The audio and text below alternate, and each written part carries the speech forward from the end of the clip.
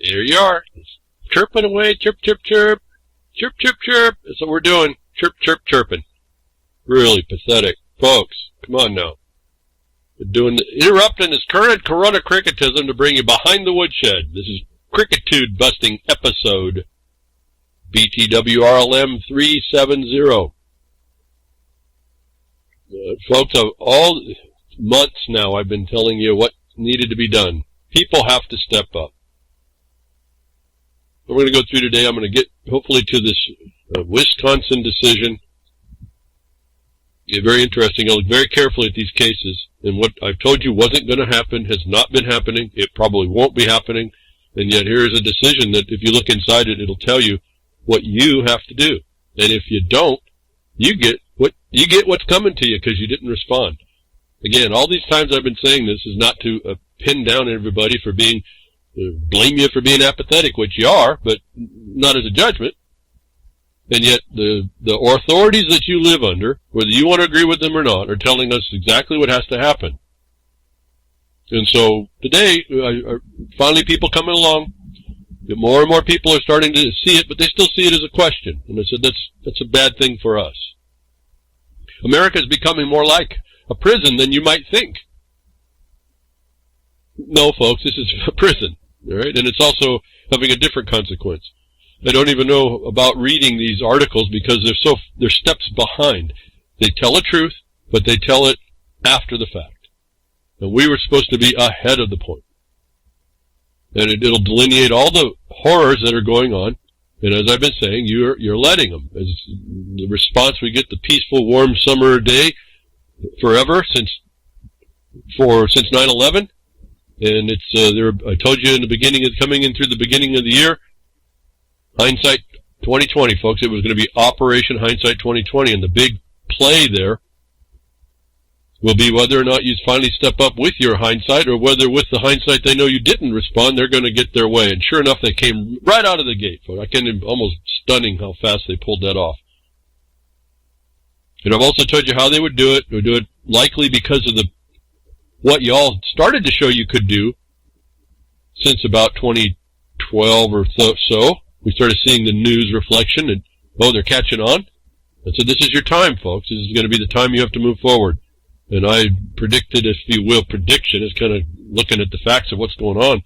You were going to catch up, and they were going to they were getting panicky, so that they were kind of stuck to having to do the ultimate response, which was the medical police power, which I identified for you was essentially medical martial law, which was really not even the cover of that either, because I told you it was a military consequence that you've always been under, and I proved all this out in the statutes as we went to those emergency statutes. The emergency statutes are under the military code. And I said that's just sitting there all the time. You don't even really understand this false front that you live in. Everyone wants to call it this, hologram. People don't understand. In fact, I'm really looking at the Twitter feed is really months behind what I've been telling you. And I'm looking in now, and I'm trying to come up with a nice way to say this, but anybody that uses COVID-19 and then tries to attach a consequence to it doesn't know what they're talking about. It's absolutely clear. I don't think anybody knows what they're actually talking about. How can I say that? Because I've shown you how to analyze the words. And I'm going to do it again today, and when I get to the end of this one, and I better get moving, I'll show you how to do this. If you haven't figured it out, if you didn't go to your statutes to figure out how to extract yourself from your self-imposed quarantine under the order of an authorita, I'll point to you one simple definition that'll show you if you speak strictly of COVID-19 or anything like that, you speak on the label, you've missed the whole point, you've missed the artifice of the deal. And you're going to be suffering what you will, and you're going to get your thrills out of watching other people do things, or even including yourself, essentially doing the same thing we've seen over and over again, even now going inside the legislative building, knocking on the door and asking for permission instead of handing them a demand notice to get ready to throw the bums out. And you're going to hear this Wisconsin court case actually talks about that as an option. But America is becoming more like a prison. No, America is a prison, folks. I don't know. Again, this thing came so clear to me. If I hadn't ever seen it before, it was before that, but it finally hit me right, exactly what it was when I was in a jail myself. And I told you that's when I was attempting to out CSD's child services, or child abuse system, under the color of child rights of child. And the guy collected me up when I was going to do I was almost done with my documentary. And they definitely changed my life a bit. The point was, I got to see something. It wasn't just in the books, if you will. It wasn't just in opinions of people. I got to see a system from the, if you will, from the inside. And that looked to me to be nothing more than the extension, literally looking from a jail cot bed out a door they finally opened after 3 weeks, because they had me locked down pretty good. And I saw the pod outside, and I realized there was a bigger pod out there to enter in, and I realized that the whole town was a big pod.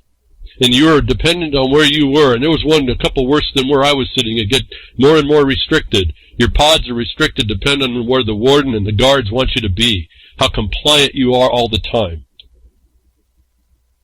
And I realized then we live in a big prison, because we weren't those vigilant, educated masses. We were relatively idiot to the whole thing, and also not active against the arresting of violations to us. And the occupying force takes advantage at every turn of that. And so we have a thing to do. Let me get there, try to get there, move on here. Something that I've told you, the way this thing is wired, you have to assert your rights. This is going to be the theme today for sure. This is part of the, if I can use it, maybe even use it as a title, the artifice of the deal, and reflecting to a president who used that as a book to come in and also is producing artifice in order to continue this on you, and nobody's stepping up to do the most basic things to show in a simple way how this thing that you're experiencing today, the thing that I predicted, if not in specific point, in generality, would be coming, and how you would respond was going to be key, and how to respond to that was going to be key, and how telling you what it was is going to be how. At least when you start, then you can find how to, again, the path and the trail, and you haven't, is this thing that keeps coming down, and you see them expanding well beyond and in furtherance of the trauma-based condition where the total society is under control, and you're going to live underneath those 2030 Agenda 2030 goals of austerity and controlled living. And so you see all the implementation coming in, but here in federal court, you live in a prison. They get to do what they want until someone challenges it. But someone finally challenged this. I don't understand why this took so long. Federal court rules every drug dog in entire state is unreliable. Will alert to nothing just to please the master. If that wasn't obvious, folks, I've mentioned that before. In fact, the Illinois cases comes to mind now as I just speak to that. The Utah appeals court now has just ruled that all the police canines in the state are unreliable. This article asks, then aren't all the states unreliable? And that would be if their certification program is the same. And they kind of they did attach a scientific principle against using dogs to trigger the triggering of a dog in a scientific sense, that they said in this report that the certification program did not utilize double-blind testing and sufficient amounts of double-blind testing to prove that the dog wasn't just trying to please the master under natural instincts to do so. And you have to understand, look back now, all the times a drug dog, at least in Utah, has been done to criminalize people and put them in a cage. This should have been up front. The judiciary should have never let this go. But to see it today, and finally gets overturned, is what I keep telling you about you really, if you don't want to live in this type of a prison, it's up to you to stand up. And I just can't understand how millions of you wouldn't just inundate this system. And just by that, you would show the folly in the decision of the Wisconsin court to insist. And that might do something too. I told you live on the right side of history if you get on the right side of this history. It's going a bad way, but it's up to you. The authorities will only look at those that will step up. But here it is. The canines are not certifiable. There was no double-blind test put on them to pick out drugs. Extend that to everything else, and I want to extend. The reason why this even became even more important was they're going to use dogs to sniff out COVID-19. Okay, so here you are, and we needed this decision right in time, too, as well. And here, this has never been something I would have understood. This is certified as law and evidence, lawful evidence entered in, that the courts were supposed to protect against this nonsense.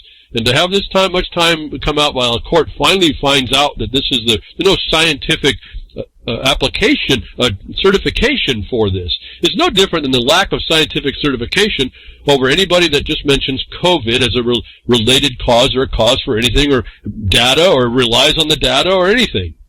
I guess I'm going to say it again. I don't think people truly appreciate when the CDC and the FDA agrees there is no test, what that actually meant. You might as well just stop talking about COVID-19. Because you're not going to get the next thing, and you find that stated in the Wisconsin case, which they overlook as well, which is what I'm telling you, until you assert what's the full measure of your condition and your rights, you will have none. You will have only what they allow to you, just like the prison we live in. And that's going to be the distinction. They've already made that rule. It's in the Wisconsin case. It says you'll assert the rights that you have to assert to protect yourself. And we're only going to listen to the ones that you assert. But moving on. Okay, so your K-9s in Utah are no good. The question is about the 50 states. You got to go look at their certification program. Go ask them quickly if they have a double blind. Refer to this case. Tell them to shut down their K-9s.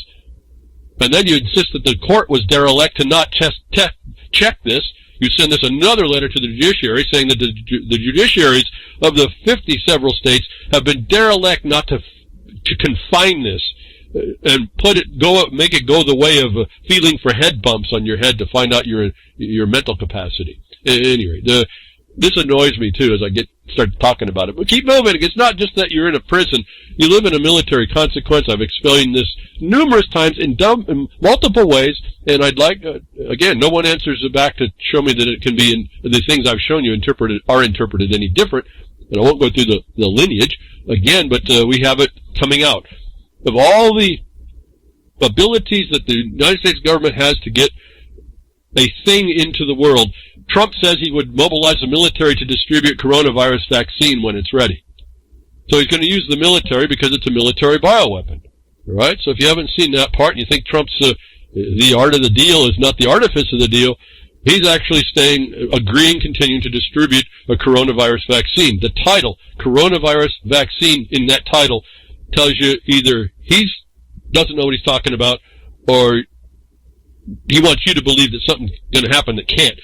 Common cold vaccine's not possible, folks. And they're not naming. See, coronavirus is one of a group. They're not naming any one. And then we get to the question about where's the test.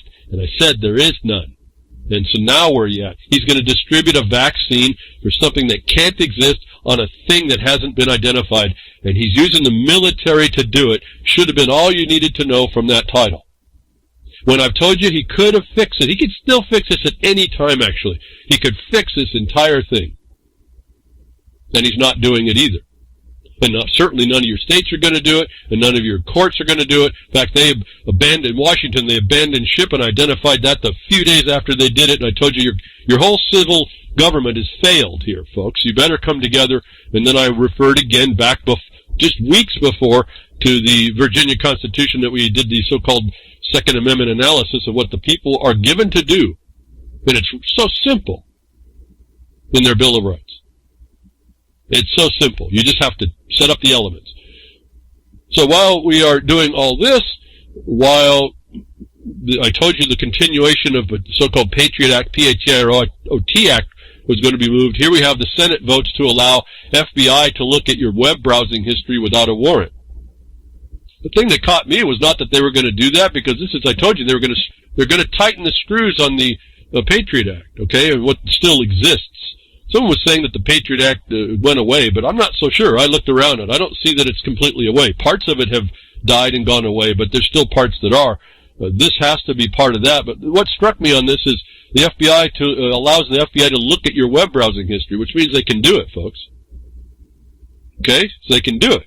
They can get into your system, which means all the browser companies have failed. All the computer system people have failed.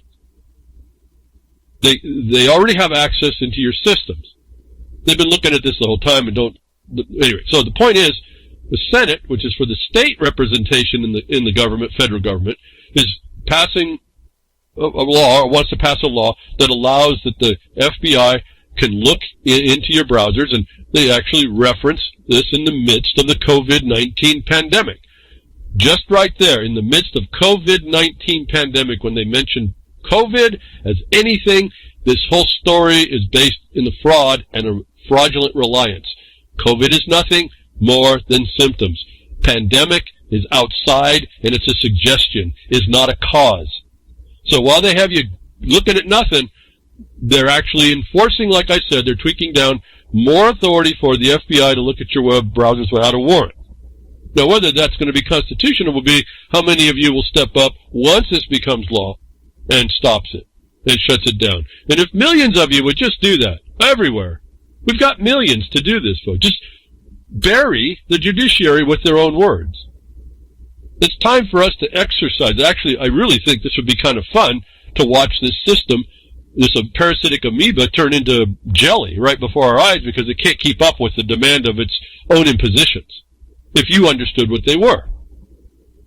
And I know some people go, but I understand, but I don't think you do, because I would see more than a handful of people trying to fight their way out of this thing, small businesses no less, and then do the wrong arguments, and maybe we'll get to that too, how that's been working, and I've been suggesting to you how that what they're doing is wrong. And another thing I'll throw in on top of this, seemingly always, no attorney will argue what they have to argue, and you're going to see this in the cases coming. So we're under the military consequence. While it's happening, the Senate's going to have to give the FBI this unprecedented view into your browser history. If you think that's all they can do, diluted, I guess it is. So this interrogation, this surveillance is not disconnected. Also, what I've told you, the Agenda 2030, United States government's up with it. The Bar Association's up with it. They're going to promote it all as best they can. You saw the internal documentation of the Bar Association's own work, House resolutions, that they're saying that. This comes out at the same time while the COVID-19's up. Now, COVID-19 can be mentioned, but it can't be utilized in any way to be doing anything.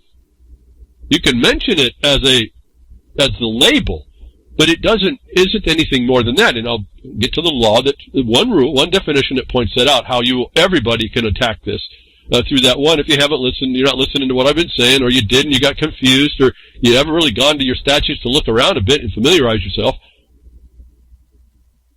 And I get that only because only a few of you will contact me and try to start to work some of this out. And yet we see people that, even a woman in Dallas, she just stepped up and just said, I can't do this anymore, but she gave the wrong answers. And the judge gave her an answer, and the Supreme Court came back with the help of political parties in the other side, the other attorneys who didn't do it right either, to continue the problem. Remember, if you don't bring a continuing question, it has to end.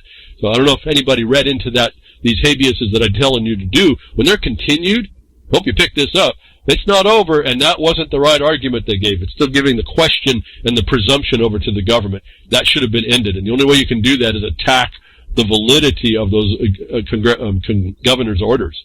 The Sidewalk Labs, while this is going on, and this is the imposition of this, and then we see the ramifications, like Cuomo complaining he's not getting his tax money now after shutting everybody down. The disconnected insanity that is. Sidewalk Labs cancels plan to build high-tech neighborhood in Toronto amid COVID-19. These guys don't quite get what's going to happen here. The austerity, looking for money and looking for control, needs to have both, and they didn't get it. And Google, Sidewalk Labs, a Google-affiliated company, remember, big data, private big data, is abandoning its plan to build a high-tech neighborhood on Toronto's waterfront, citing what it calls unprecedented economic uncertainty. That's what they called it, but when you notice what Toronto did, and I don't know, I'm hoping you folks up in Toronto will help actually pressure on this to stop it, and they made the Toronto City Council or whoever it was made this decision to back off. They constrained the Sidewalk Lab experiment from some 190 acres or so. I'm sorry, I don't understand the hectare thing, so I'll say acres for those of you from Kazakhstan. I appreciate if you would just translate my dimensions, my sizing, my units, down to 4.8 or so.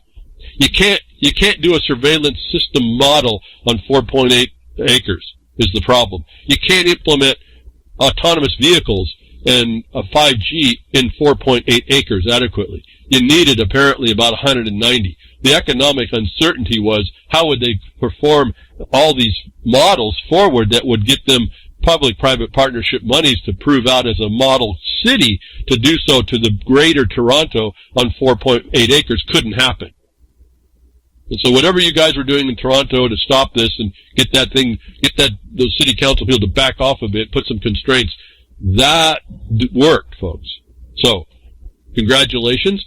That's all I want to talk about there. We need to move on, and right in the same week, we see that very fact about the not 5G necessarily. There's only two things they're using 5G for that the government wants it for. Any government wants it for, and it's the Internet of Things, those surveillance devices everywhere and in everything, and for autonomous cars. Volvo CEO, quote, in cities, the private car is not a very practical concept. Just off the title, this is Volvo already involved with looking at city, metropolitan area, autonomous vehicle conditions that are probably running underneath the clean and green energy label fraud.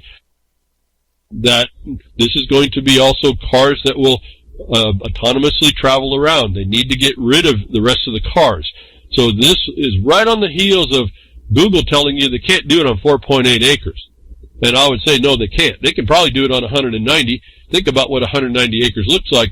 You could put a tidy little stack 'em and pack 'em in something like that and have a lot of autonomous vehicles where other vehicles are out and people have a certain place to be.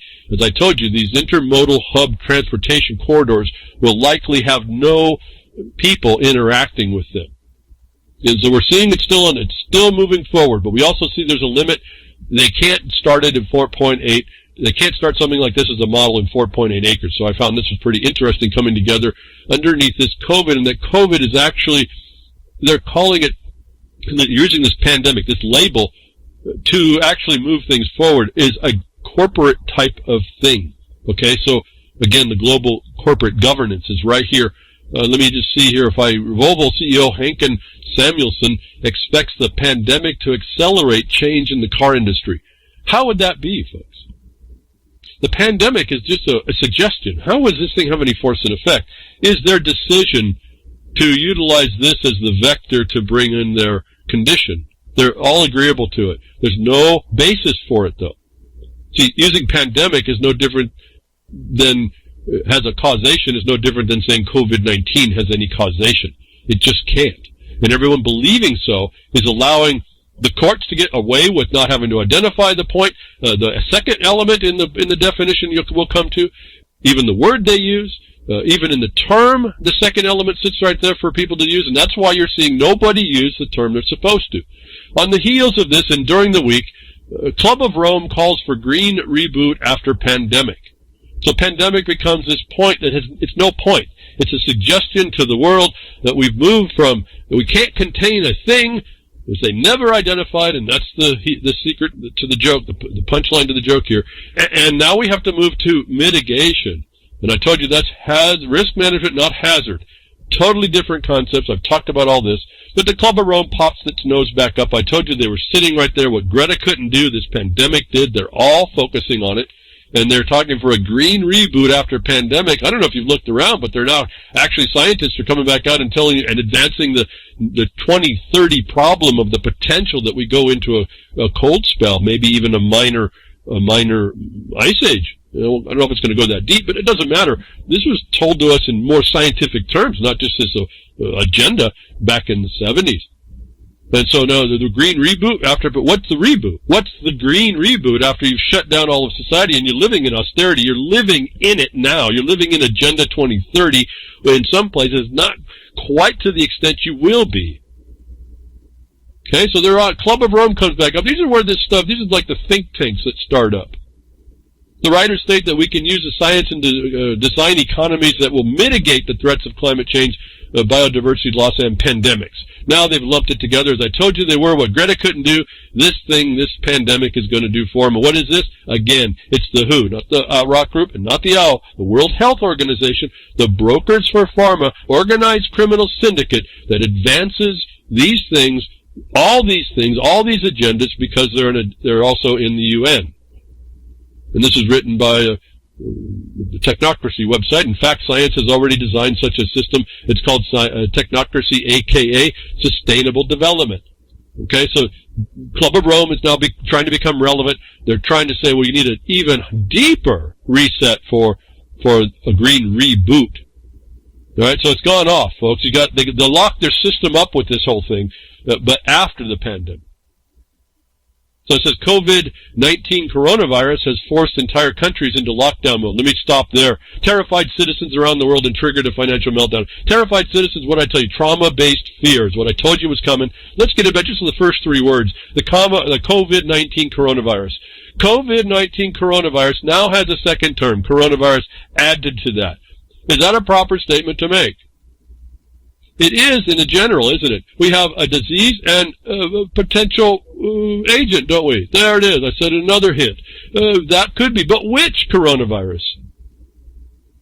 It's not stated, so we don't really know. And there is no test, folks. So now we're ended.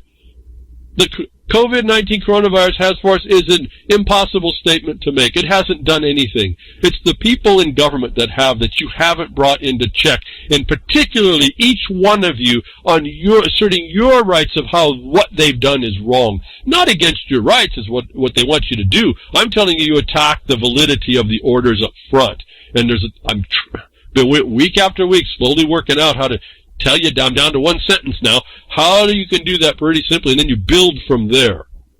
And then we got some excellent people coming out that if you could tie into their statements and then maybe put them on task to maybe make an evidence, an affidavit for you into your court, whatever one you want to do to stop this harassment against you, this crime, this treason against you. People are coming online to tap. I've got some links to a couple videos. At least one in particular that's even better than the one that's coming out for the pandemic, the plague of corruption that the woman, I can't remember her name now, Midovich or something. Anyway, a new one's popped up that she's a whole lot better regarding your evidence, folks. And there's no baggage around the one that just popped up that I just heard a video of. But the coronavirus, okay, so we got Club of Rome. And then, interestingly, not connected, coronavirus drains Vatican coffers as income falls and deficits loom. So this is the same guy that said he wants austerity for you. All of a sudden, when the so-called pandemic is declared and the governments shut down economies, the artifice of the deal, the guy who wrote the book, now works the other side of it, not the art of the deal. Well, art never meant different than artifice, actually, when you go look. The artifice of the deal now becomes apparent. I'm actually starting to wonder if there's there's a battle going on in the financial sector as well on this. But anyway, coronavirus drains the Vatican because they can't get the tourism, which is what the green reboot would say you only can survive on tourism. You're finding out that because of these types of fraudulent pandemics, your tourism goes down to nothing. It's destroyed. The evidence of the people that are telling you should live in austerity, when you apply the very principles they're telling you, they start telling you that there's no money to do a thing. Vatican imposes strict cost cutting as coronavirus hits income. When I use coronavirus, I ask which one, because there is no test. And so this is a lie statement coming from the Vatican. No, the infallible one? I don't think so. Vatican economy minister expects 25 to 45% drop in income. I found that word used interesting. I didn't think that they were taxable. I didn't think they made income. Revenues, different than income. Revenues from Vatican Museum halts a pandemic-induced closure. But it was as pandemic-induced, and how is that? When all it is a suggestion from going from containment to mitigation from WHO, a non-governmental agency. No one is allowed to be fired despite austerity measures. There's what I've been talking about all this time. This is what it's all about. Austerity. They're getting their way, and no one's stepping up and defending themselves, as I've been suggesting. Now, another ramifications of this whole green reboot, it's working perfectly, folks. They're just trying to get you to think like it failed or something. This is an extension of what's going on. I've told you to be careful about your food. Not the only one. Again, there's lots of people starting to see and have seen We have a problem with the food. We saw the destruction. I've reported about the destruction of food. I've told you that the artifice of the deal that gave money instead of food production to farmers will not feed you.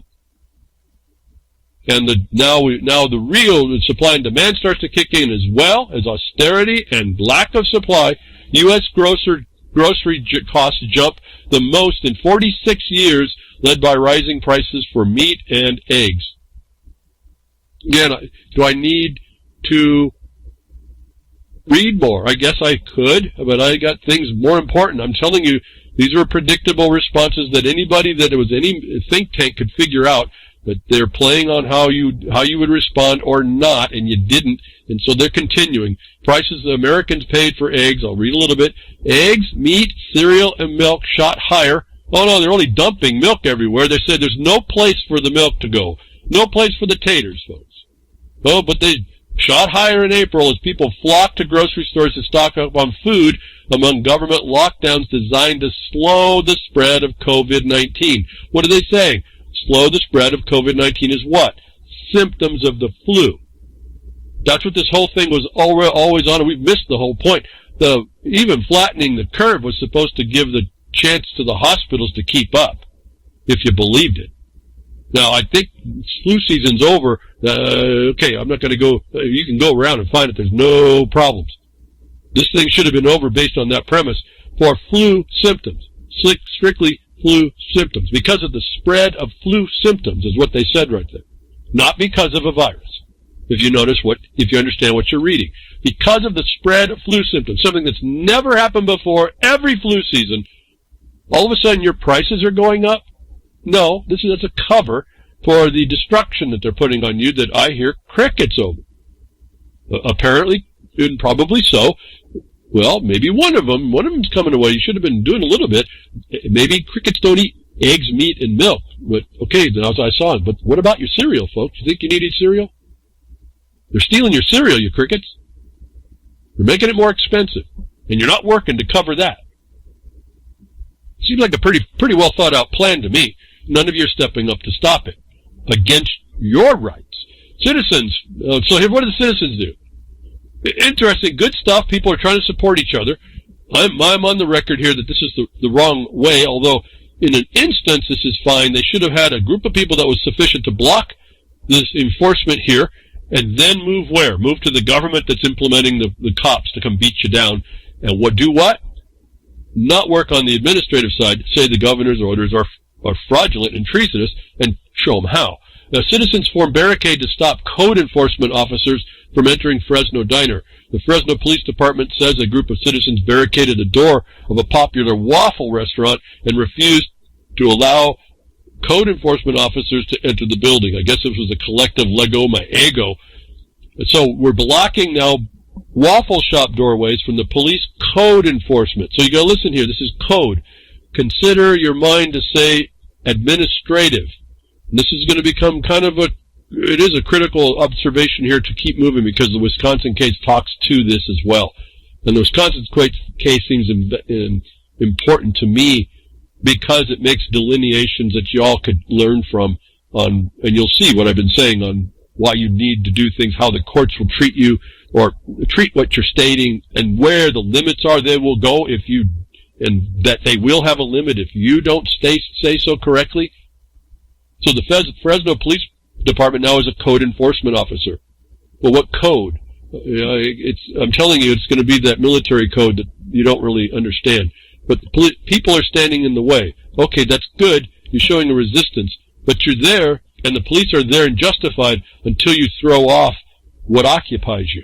And so while I embrace the fact that you're responding, I'm continually on record, you're not responding correctly.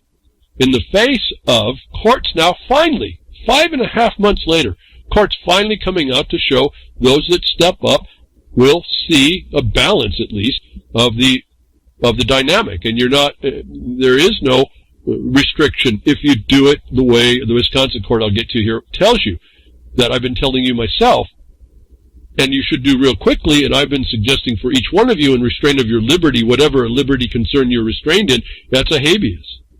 But this one is now court for churches, and I talked about the churches that have won when they've asserted these things, not to the level I'd like to see, but neither here nor there. When you win back some rights that you were expecting, and that's all you're limiting yourself to, well, I guess you're fine with that.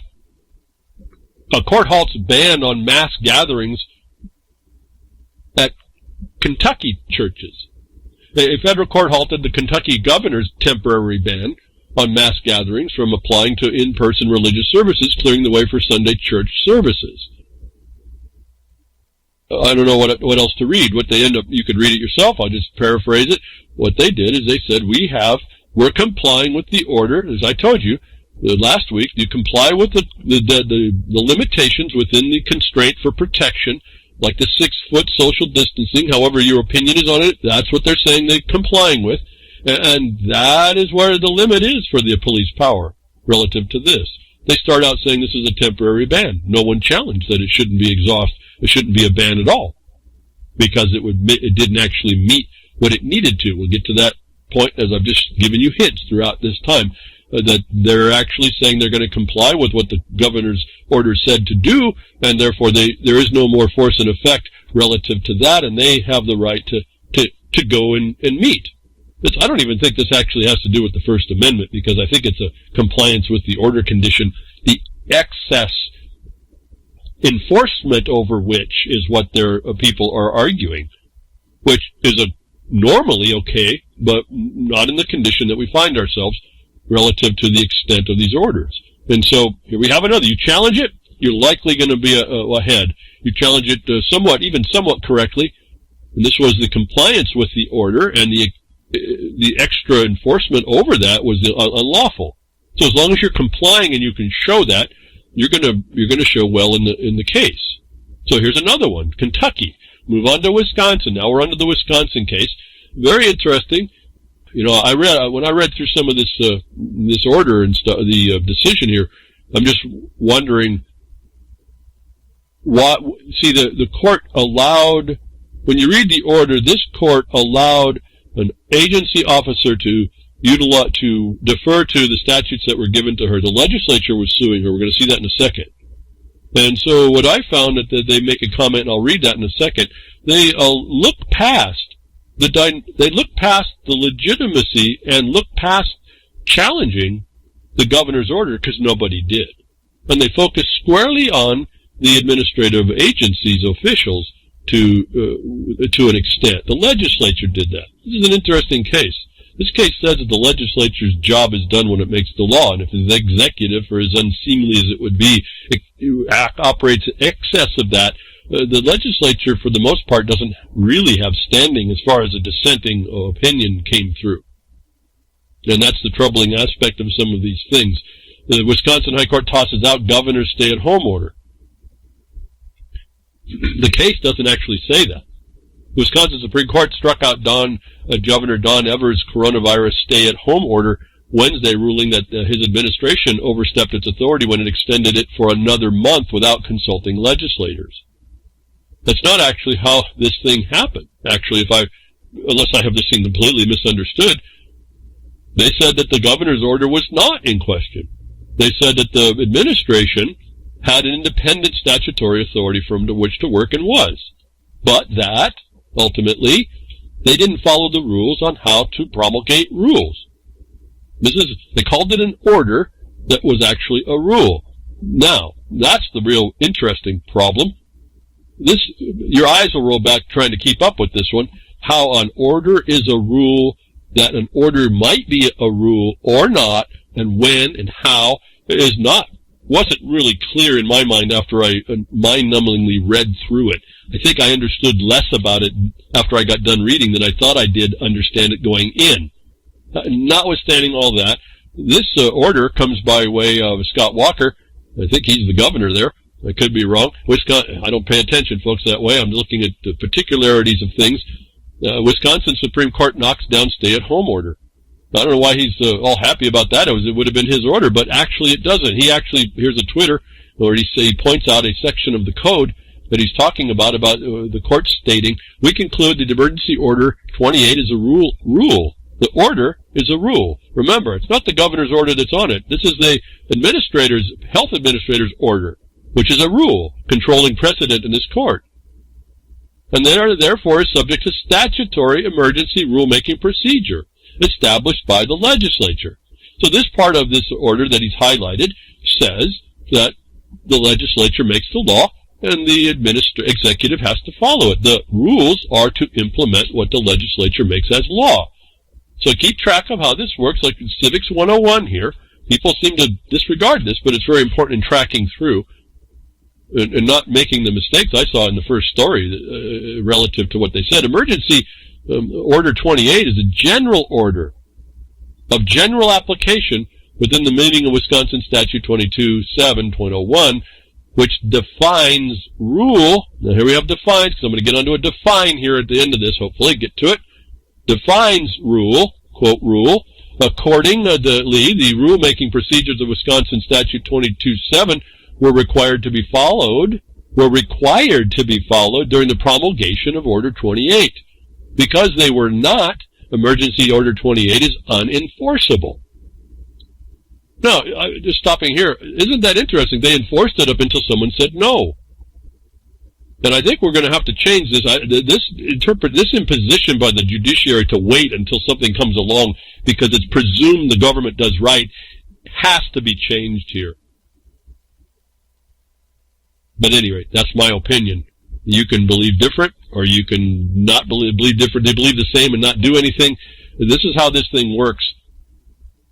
There's reasons why they give presumptions of right to the government, but in this case, where they haven't looked at the very first point, either administratively, in rule, or order, or whatever the heck they want to call it, or by the government's the governor's order, which is under police power, the courts have failed. Everybody failed to assert a very particular thing that's mentioned and overlooked in the order, the decision, of the court.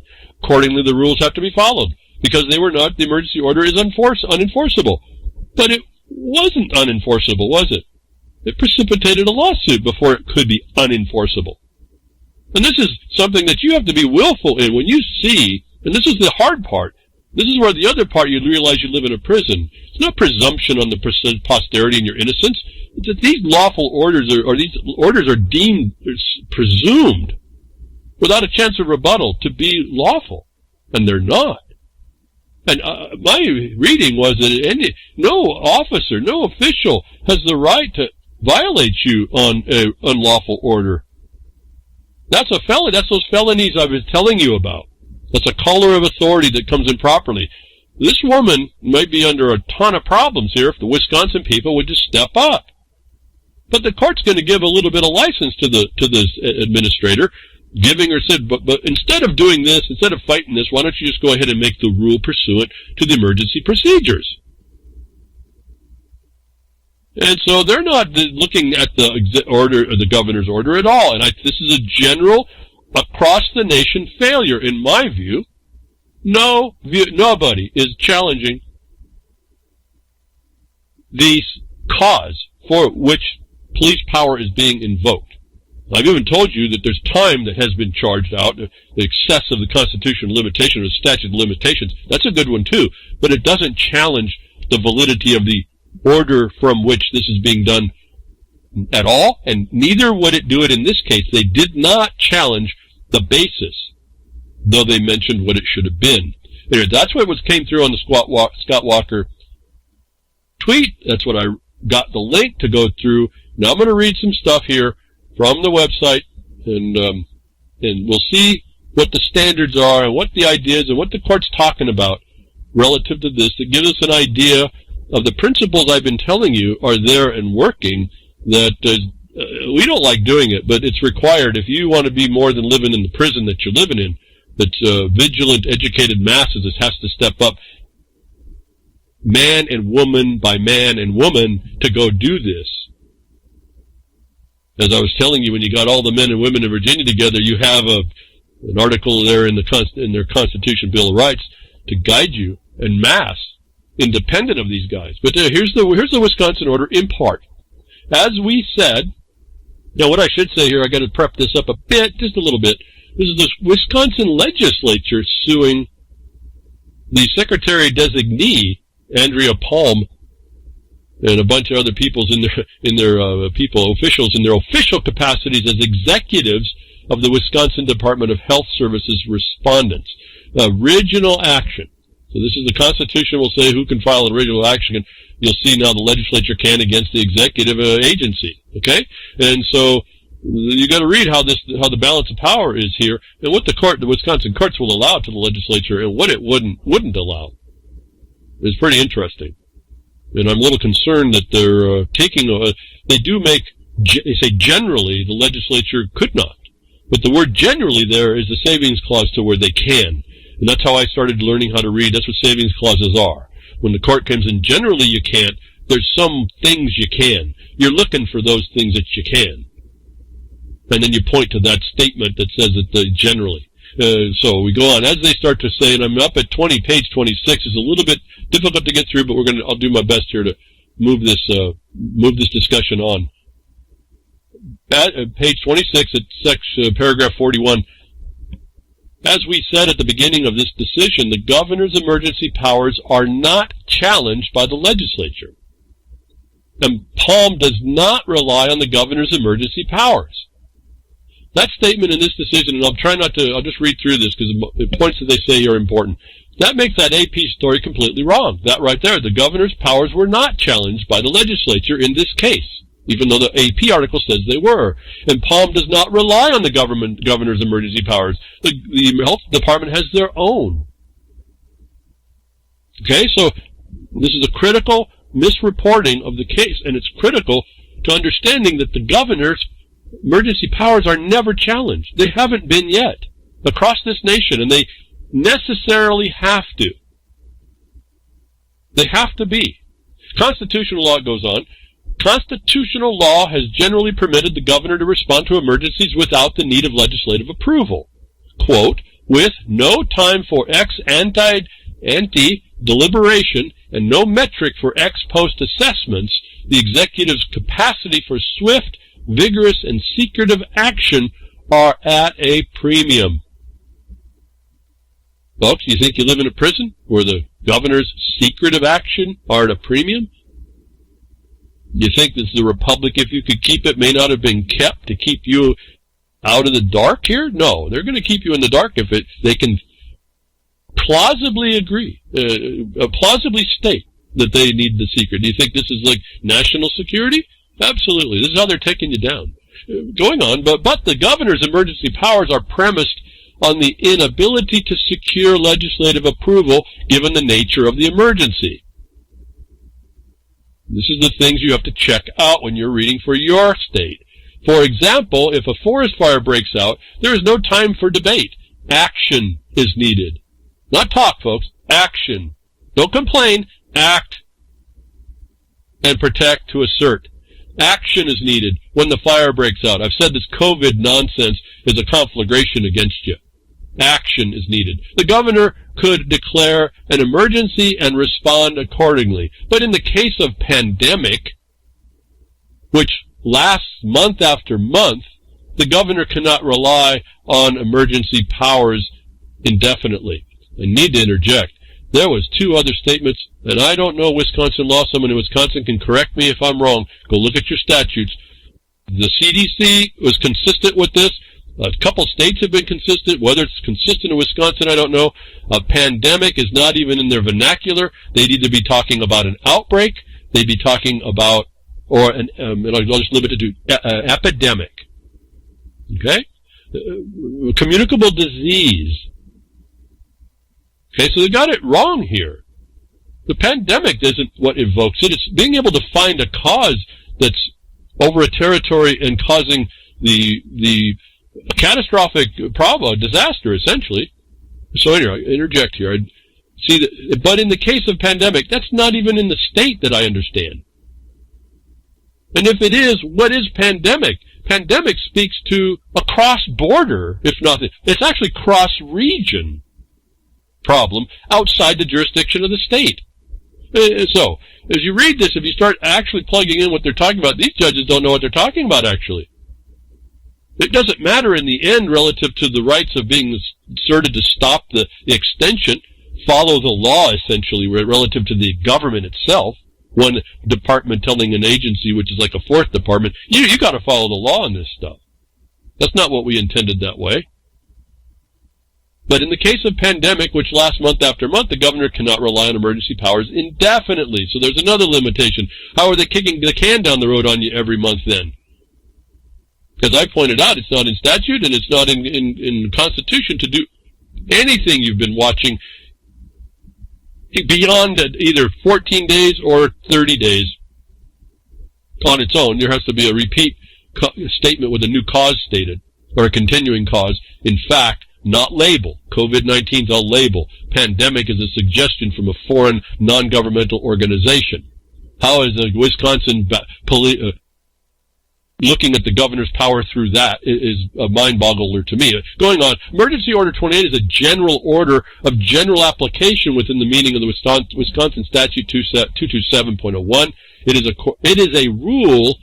The order is a rule here, and accordingly, the rulemaking procedures of Wisconsin Statute 227.24, which protect people affected by DHS orders, were required to be followed during the promulgation of Order 28. So, folks, they made the order against you. They affected people, and they weren't done and promulgated correctly under the law. Should have been you seeing they had done that and stopping it months and months ago. And this allows you to step up when you see this and you'll be able to find out that they're going to probably try and do a rule as promulgated by the special procedures for it. And you need to be standing right there to say, no, you don't have the authority to base it on something called a label. The label is not the communicable disease. It's one part element to determining one. But that's you to do that. See, they're giving you the option here. Notice that this is going to be coming in this order. It's protecting the people, these procedures. And they weren't followed, which means that an official didn't care to protect. She mealy-mouthed the statutes to believe that she could get out of it. Furthermore, Palm's reliance, here's reliance defenses right here, word reliance, Wisconsin Statute 252 for criminal penalties for those who violate Order 28 is misplaced. She chose not to follow the law. Therefore, there can be no criminal penalties for violations of Order 228. So here, if you're going to just walk around with a bag of law, you copy these places with this case and say, listen, you haven't shown me a properly promulgated rule. But that's not going to work, because they're going to promulgate a rule and try to push it back through. So I'm not saying this is the answer. I'm saying this is how you see and identify yourself, whether or not those rules and statutes are being followed when they lock you up and take your liberty, and you say, well, that's not supposed to happen. That's not constitutional. In this case, it wasn't statutory. Let's go on a little bit more, because we're going to come up with the term. Wisconsin Statute Chapter 252. Chapter 252 addresses communicable diseases. Communicable diseases. There's two words there, folks. You got to listen to this. You have to see what I'm saying. It's right there. That chapter addresses communicable, and I'll say this, and disease. Because you're going to find the rule and the definition requires that those two terms are not superfluous. They're not redundant. They're exactly, those two terms have to be together, and they're separate. Palm relies on the Wisconsin Statute 25202 for the legitimacy of Order 28, as already explained. Palm was in error to assert that she has not required to comply with rulemaking or procedures. However, because we granted review on the second issue presented by the legislature, we assume arguendo, for the sake of argument, that rulemaking was not required and consider whether Emergency Order 22 exceeded the scope of permissible actions at 252. I'm not going to read more there. I'm now going to move down. You see the agencies have to follow the procedures prescribed by the legislature. And I'm reminding you now what I talked about when I was speaking about the Oregon condition, where none of those legislative procedures were followed. And yet everybody also took notice of what's going on in Oregon and the destruction going on there, and I need to have people understand that's a Democratic majority state. I mean, it's just there's no inroad on that Democratic Party, and really people that are singing the green agenda, and they're the infiltrators and the treasonous. I don't know, I'll start calling them names here. These people are not cool, and they're not really party. They've infiltrated these parties, and people are too ignorant of how that's gone on, something I've been talking to you about for a decade. But the issue goes on now. We're going down to page 116. So you see there's a legislature, it has a rule, the agencies have to follow it. Some agency bureaucrat decided that she didn't have to follow procedures because she used the word order instead of rule. Supreme Court says, no, what you do is rules in this regard. It's general. It's got to follow the process to do what? Protect the people. And so that's your very first thing. You didn't follow the rule. You didn't protect the people. And me particularly is how you have to do this, because you'll find out here in a moment that each one of you has to do this. Let me read. They talk about police power in this regard, in this case. I want to touch it. 19th century legal luminary Thomas Cooley described the police power this way. The police power of a state, and they use a capital S here, of a state, is in a comprehensive sense, embraces its system of internal regulation by which it is sought not only to preserve the public order and to prevent offenses against the state, but also to establish for the intercourse of citizen with citizen those rules of good manners and good neighborhood which are calculated to prevent a conflict of rights and to ensure to each the uninterrupted enjoyment of his own so far as is reasonably consistent with the like enjoyment rights by others. There's a ton of things to look at inside this. I'm only going to touch a couple because I just can't do the analysis on this broadcast, not enough time. But you see here the conditional words that allow you to come in and say, but this has harmed me. The way they've done this has harmed me. Not only is it promulgated wrong, not only do not have an actual cause, but this is harming me. It's an offense against the state, and how is the whole people. When it harmed me, you're destroying the public order because you're inciting by your bad rules. You're inciting the public to stand between the cops and a Waffle House. Inciting people to come in, and we'll find out another salon goes down. I didn't even know about it. It's been over 10 days. Another salon went down. We heard nothing about it. Dallas wasn't messing with Dallas. It wasn't the only one. Happens to be in this state of Oregon here that I talked to you about doesn't follow any of the procedures, and no one says anything about that. But the police power of the state is written here. You heard that. There's a balance going on. But you also hear the savings clauses relative to what your rights and the public, so-called, the general public, and the state itself, and you have uninterrupted enjoyment. Well, they're interrupting your enjoyment, aren't they? And they don't have a cause. You don't go in and say, well, their statutory rules are no good. You're saying that the order itself is no good because it has no lawful cause. What? The communicable disease. It has none. And we'll get to that definition to show you how simple it is to point out that they haven't declared a communicable disease. Those are two elements in that word. Communicable and disease. They got the disease, I'll just tell you that. Another hint. It's called COVID-19. But that's communicable COVID-19 tells you there's something missing, even if you say it like that. Just replace the word disease with COVID-19. It'll still tell you there's a problem. And this court recognizes communicable disease. It just didn't say disease. It said communicable disease. So police power has been discussed here.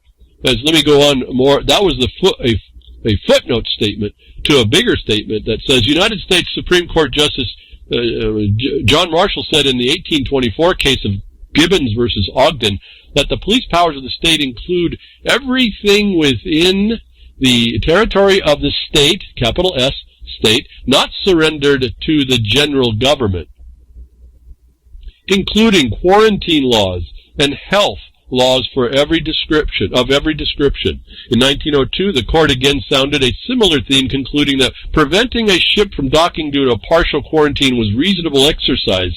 Here's your standard of reasonableness, reasonable exercise of Louisiana's police power.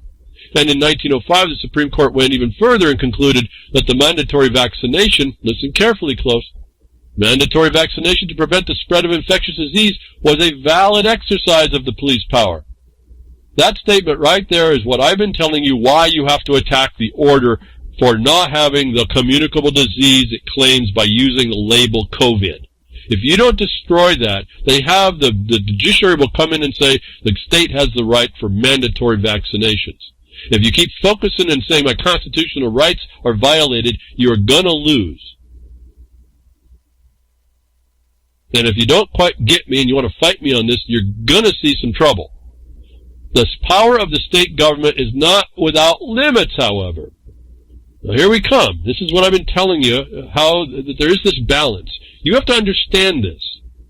Your constitutional rights are not in a vacuum and presumed. Certainly not in a prison, and certainly not in a military prison. At any rate, power of the state is not without limits, however. Every exercise of police power is subject to the limits set by the people through our constitutions. I hope you hear my voice partly. Finding that 30-day limit in the states, and we found in New York it's like 6 months. In another state it's like 30 days also, maybe 2 months. Finding the statutes are even less depending on the type of grant. Going and showing you Virginia's Constitution says maladministration, the people can move on that independently. That's the limit set by the people in your Constitution, why you can't disregard them, and you just can't give them lip service. You have to be able to articulate this right in there, coming right out of those words. Going on, the Constitution of the state is to be regarded not as a grant of power, but rather as a limitation upon the powers of the legislature, and it is competent for the legislature to exercise all legislative power not forbidden by the Constitution or delegated to the general government or prohibited by the Constitution of the United States. Let me interject. Or offered as, or preserved and reserved to the posterity for maladministration of all those branches. It's clearly stated right there. Going on, the federal Constitution imposes certain limits on state action, prohibiting slavery, guaranteeing the right to vote for men and women 18 or older of any race, and guaranteeing the right to due process and equal protection of the laws, among others. Well, there's a couple of them right there that you can just be throwing down in there. But those are the harms to you. That isn't presenting the fact that there's no lawful order for these things to be interfered with, and more, just tons.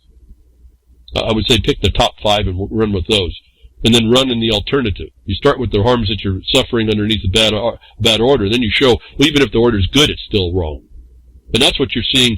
These types of orders are what you're seeing out of the businesses suing to be staying open and the release of people. That's essentially what they're saying. They're not challenging the order. They're saying it's now in excess of statutory constraints and limits. The state constitution also contains many limits, some overlapping with protections in the federal constitution. Among them are freedom of religion, the right to hunt and fish.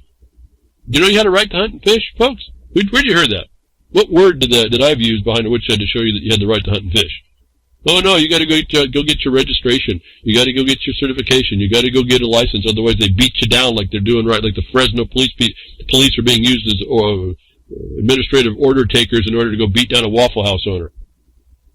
The right to hunt and fish. Fascinating. Remember the term piscari, the right of piscari. You're not an angler. You're not a commercial fisherman. You're not in commerce. You're only doing it for sustenance. The right of piscari is the right to hunt and fish. The right to keep and right to bear arms, and a variety of protections for crime victims and those accused. All out of the Constitution. These limits are real and substantive. Neither legislative enactments themselves nor executive enforcement of otherwise valid laws may transgress these or any other constitutional boundary. Listen here, folks. This is a parenthetical quote from a case. This is what I've been telling you all this time. It's not about what you claim is your right. It's what you protect in your right. If a challenger successfully shows that such a violation, in brackets, of his or her constitutional rights occurred, the operation of law is void as to the party asserting the claims. Let me repeat the very end. the operation of law is void as to the party asserting the claims. The rest of you, keep complaining. As to the party, the challenging party asserts against their rights, and the operation of law is void. Is the statement I've been telling you why we have to step up. You don't live in a presumption of innocence. You don't live in a presumption of non-effect. You don't live in a presumption where the laws don't apply. The laws apply and presume to the state, your father, the father of the country, to all you wards, and all you inmates, until you throw this off and where they want you to use their courts. And I've told you there's a potential problem, but for the most of y'all, you can still move into these things, use the rudiments of law like a habeas or in an injunction, and you void the operation of law to you. An equity action can go to those similarly situated. Then everybody else has to show by affidavit that they are similarly situated for it to accept unto them. As I say that, can you imagine if millions of you in every state actually went to the courts to start asserting this? I think that just makes me smile. Even if you don't agree with the courts. Look what you're doing. Why go and stand between the cops? All of you stand, a contingent of you stand between the code enforcement police. They're not supposed to do that, but they're doing it.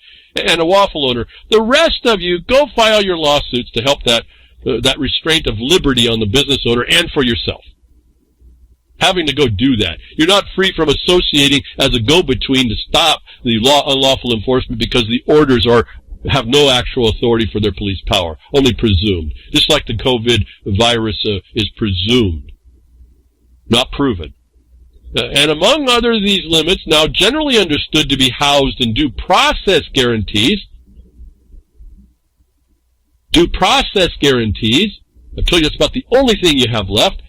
Any exercise of police power must be legitimately aimed at protecting the public health, safety, and welfare of the people. Due process requires that the means chosen by legislature bear a reasonable and rational relationship to the purpose or object of the enactment. If it does, the legislative purpose is a proper one and the exercise of police power is valid. Of course, recognizing the potential breadth of the state power is not the same as applauding or affirming the use of the power. Whether the state can guarantee individuals, forbid public gatherings, take drastic emergency measures during a pandemic is quite a different question than whether the government has used the power wisely or within constitutional limits. Moving beyond the boundaries of the potentially permissible use of police power, its mechanisms is also important to the case. The scope of the police power determines the potential legitimate goals of the government action. That is, the policies that will govern the state. In our constitutional system, it is the legislature that determines policy choices in the first instance.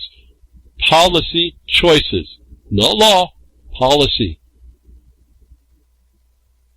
Right? One big police state. Policy, P-O-L-I-C-Y, exchange the Y for an E. There you go. It's just warden policies here. And you've all agreed to all that. And then you get these bar associations delineating, without challenging the authority, where the limits are between the two branches arguing over the extent. In our constitutional system, it is the legislature that determines the policy choices for the first instance.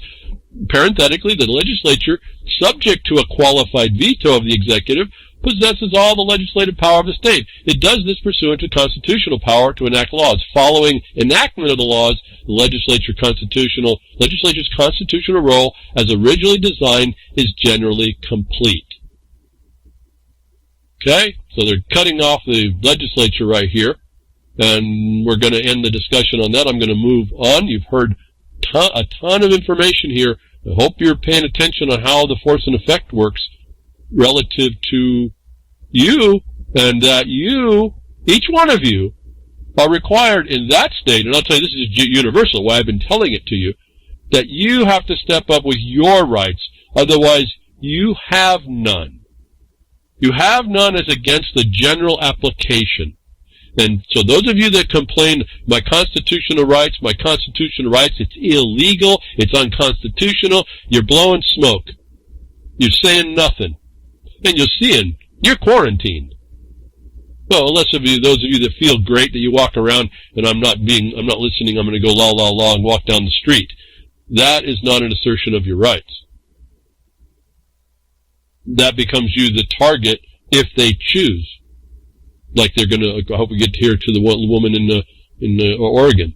You see how vicious this becomes. It's organized criminals. And these people that don't operate in law anyway, that's how we identify them. The agenda. These foreign agents in our land. These are the ones that don't care about the law. They don't care they're violating the law. And that's why I say there's a fundamental change that's happened in this country relative to presuming that the government does right all the time. At any rate, moving on down into page 149 at paragraph 240. It's in its briefing, the Supreme Court of Wisconsin goes on to say, in its briefing, the only harm the legislature offers is the right to suspend administrative rules it finds objectionable. Now, this case here is talking about your standing. They go through quite a bit of that, and they're saying there's not much that the legislature has for standing, and they just said that once the laws are made, it's ended. Now it moves on. And those that are harmed have to assert they've been harmed in excess. And it's not equal rights. It's only the rights you put forward. This is the interesting problem here. First of all, you don't get equal rights to the other guy, unless it's an equity case that you can say I'm similarly situated. You still have to go in and get those. They're not extended to you, even as a presumption. But in its briefing, the only harm the legislator offers is the right to suspend administrative rules it finds objectionable. That's it. They allege nothing else. And there it is. There's a statement. You only get the harms, remedy the harms you state. And this led patriots, so-called, to write massive paperworks of all the harms, all the things that go wrong. And I looked at that and said, that's just, like, beyond. This is how wrong the whole problem has become. And that's why I keep telling you, limit your workload, because you have to prove all that. Limit your workload to the top 3 or 5. Even if you have only one, that's fine. But I mean, just if you got a raft load of stuff, you got a freighter load of harms, don't try to defend all of them. Find your most effective ones, only because of the workload. But don't walk in with too little either. Don't walk in with 1 or 2 and think that's going to do it. Okay, so we see even the legislature with all their attorneys. They only alleged one right. They alleged nothing else. And so the court's not going to go any further. But this harm is wholly inapplicable to the issue, which concerns only the execution and enforcement of laws. So they brought one issue, and it wasn't even going to be listened by this court. They're explaining here what standing is for y'all and them, and the legislature, that the people, the whole people is the legislature, not you. When you do enough word reading, you'll see how this thing's been wired, why it is the way it is. But going on here, economic harm to individual citizens and businesses may be real, but it is not a harm to the legislature as a constitutional body. There's a limitation. As a constitutional body, possibly in a different status, claimed it could, possibly. They're not talking about that. They're saying citizens and businesses have different, citizens and businesses here as well, together as one, may have harm, but that's not to the legislature. We're back to the private rights and standing. And that is going on, and that is the only kind of harm that can establish the standing necessary to raise this claim. Parenthetically, a litigant must assert his or her own legal rights and interests and cannot rest a claim to relief on the legal rights or interests of third parties. How many times have I told you that, folks? This is what you read. This is what you find out. Each one of you vindicates your own legal rights and interests. You can't rely on third parties. You can't rely on the silence either here. The assertion of them, the challenge, is a do, not a think, not a feel, not a complain, not an attack other people. Quote going on, 241 here, a sad feature of our government is that the executive branch sometimes acts outside its administrative, statutory, and constitutional authority. There's the authorities you press against this executive. This is, of course, not a commendable state of affairs. We need a more perfect union, folks. I'm saying it right here, but going on. Sometimes we, the people, respond by persuading lawmakers to change the laws. Here's now the judge, and I think this might be in dissent, explains what you have available to you. Sometimes we, the people, respond by persuading lawmakers to change the laws. Sometimes we throw the bums out. Sometimes we respond with protest and argument, sometimes civil disobedience. In extraordinary, for those of you on the emphasis, in extraordinary situations, even revolution may be justified. See the Declaration of Independence, U.S. in 1776, but the ordinary legal remedy for executive branch overreach is for someone personally harmed by their overreach to seek judicial relief. If a business ordered closed wants to challenge the authority of the executive branch to close its business, it may do so. If a person wanting to travel wishes to challenge the authority of the executive, you didn't say agency there, executive to forbid travel, she may do so. If a church wanting to challenge the authority of the executive branch to shut down Sunday services, it may do so. This is the way our system works. And it ensures a careful adjudication of the issues based on specific harms, not theoretical broadsides. This also ensures the courts enjoin only unlawful executive action. If Order 28 does not need to be promulgated as a rule, then presumably, folks, there are presumptions here. Some of its commands are lawful. The legislature appears to acknowledge statutory authority to close the schools and churches and forbid other public gatherings to control outbreaks and epidemics. Wow, they didn't say pandemic there, did they? They used the two words I told you are prerequisite to that word. They use outbreaks and epidemics. And then they cite a Wisconsin statute. I'm going to tell you, folks, in Wisconsin, your 252 is what I'm talking to you, where I referenced here last week Oregon's other statute, 344 or whatever the heck that was. And we're going to go to those definitions here coming up in a moment.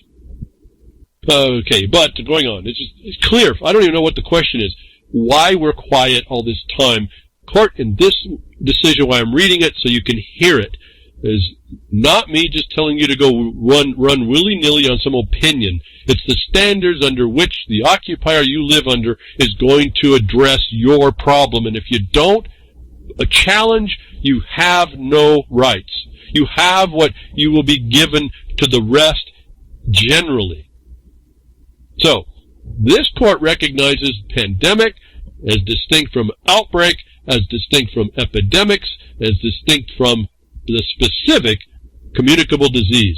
And yet you won't hear them discuss this at all. That's the failure that you have to fix for you, because these attorneys won't do it. Just as I've said before. Where did I learn that? Because the attorneys attempting to protect minors can't. They always work from the administrative side to which a grantee is not subject. And the failure can be delineated and shown clearly, and they refuse to see that. And when you show it to them, they abandon the case. I don't know how many times that's happened to us. We're asked to give an interpretation of how it's supposed to apply in the law relative to a minor, what's being happening to him, to the federal government, or whatever, whoever wants to charge them with a crime. We explain it, and the attorney will abandon the case. And I can only suggest, well, we were told they are trying to negotiate with the prosecutor, and our comment was, well, why are you negotiating when there's no actual cause? What's the negotiation over? Well, the problem with that is when we tell them how it's supposed to be, they're now knowledgeable about how it is, and now they're liable for the continuing harm. And so they jump. And none of these attorneys will do the right argument. And I've yet to see it. I want to see it. I want to see these people become lawyers and actually defend the Republic, and they're centrally located to do so. In fact, I don't know where that came from, but I mean, what their impetus was. I think somebody, a household or a group of attorneys somewhere, is actually suing the government I haven't looked at their case, but finally, 5.5 months later, the people in the position of understanding the law the best finally come together to say, wait a minute, we gotta stop something here. I don't know what it is. But for your private rights, you can't wait for anybody else. And if you think you have constitutional rights or something's illegal, you're wrong until you prove otherwise. You prove otherwise. That is your burden. But how would, they go on here, but how would this apply to a large sporting event, small coffee shops and open-air tree farms? These are hard questions, and having litigants who are able to present specific harms and specific burdens ensures we remedy only unlawful enforcement efforts and do not sweep more broadly than is necessary. So when your crickets are out there, they're sweeping to clean you out. They're sweeping like crazy. Their floor is absolutely clean because you didn't even make a cricket sound. And say, wait a minute, you don't have the right to even sweep me out of the corner I'm sitting in. No, you confronting, challenging that system is what the court puts on you to ensure that there's no more broad sweep than necessary. And I'm looking at a nation locked down. It's pretty pathetic. And I'm getting irritated really fast right there. I think I'm going to stop reading that right there. I think we have enough. You can read it. It's 161 pages. I just jumped in a couple spots to show you they're more important to me, to show you what people will deny, will people try to excuse away. If you want rights, you have to be the challenger to protect your specific harms. And they can be anything that you have decided they are. You know, just as an aside real quick, maybe we'll get to it here real quick here also. They want to say the government is a non-essential. They want to declare non-essential. If you have a property and they declare non-essential and made your property valueless, they violated the takings provision, and they didn't compensate you. That's another angle here of the harm. If they want to call you non-essential, they have to pay for your non-essentiality, and that's going to come with a dollar value, and we wouldn't be having these people being arrested or having code violations. You would be paid for not doing what you're supposed to do. We would then get the populace looking, well, you can't pay the farmer not to grow food. We wouldn't eat. We got another problem that would now develop. And if we had an integrated population, a populace, a vigilant mass of people that would stop this excess, ensure the limitation, folks, it's over. Quick. There's a little joke keeps going to my little happy face. Millions of you running into your courts to assert your rights. I don't care how you did it. Assert your rights against these. And I'm just suggesting, make sure you go after the order to eliminate the order. So there's no balance to an invalid order. The operation of law ceases there, folks. Right? That's what you heard, right? All in that reading. And there's a ton more in that thing, as there usually is. So, moving on, Michigan. Now we move to Michigan. Amazing. When you fight, folks, you get something back. Michigan judge sides with Barber, rejects Gretchen Whitmer demand to close shop. Attorney General goes on, and we're talking here, one of the stories that go down. The AG asserted Mankey's open business presents clear public health dangers. He asserted that the Barber presents clear public health dangers. The Barber won, folks. The assertion of the Attorney General stating the guy was a vector for health dangers did not stand against the argument that the Barber placed to assert his rights to do so, part of which were stating no challenge to the order, compliance with its measures. In other words, 6-foot distance and whatever all else they did. Once the Barber said I was going to comply with the order and they beat me down some more, the court said that was an excess. That man researched enough, at least even an attorney, to limit and ensure there was no excess on him. Now they're claiming, can it go to others? Well, it could. When you get these kinds of cases, it won't actually apply to you if you're not this party. But what it does is the agency backs off because they know that you're going to be suing them. Again, they don't want to be sued. They don't really want to be pulled in on things like this. Okay, but the AG's office itself asserts that he was a clear public health danger, and it didn't fly. So you got to weather these fraudulent accusations, and you got to have your case together. A Michigan judge allows barbershops to open despite lockdown as sheriffs refuse to enforce Governor Whitmer's orders. Here we have again, only I just wanted to point this out without going through belaboring the story, that the sheriffs, the enforcement officers, the law enforcement officers are also critical to help you. If you can get it. I don't know that they will. You have to assert your rights. You have to try to elicit the help from the people. Government agents would be helpful if you can turn them away from wanting to come attack you like we heard that they will do in Fresno. So you got to have a mobile group. It's not just a bunch of patriots stepping in a doorway between you and the cops.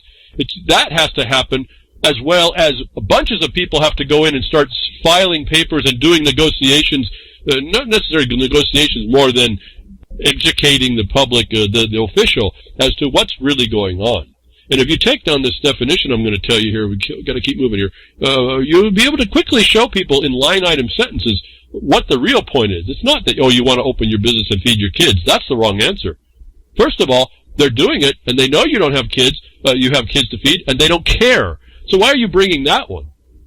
And so this Michigan report has some interesting facts again. A gentleman, the 77-year-old Barber, Carl Mankey, is the guy who wanted his place reopened. He just couldn't take it no more. Well, great. Fantastic.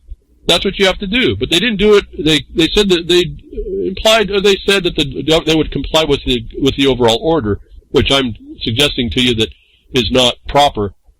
And how to simply get at that. It won't be the only thing you'll bring. There's just a gob that the improper application of the non-application of the legislature's directives and or the constitutional violations is what you'll be also putting in there. But this other statement, another story references from the Mankey case, that Shelley Luther case in Texas.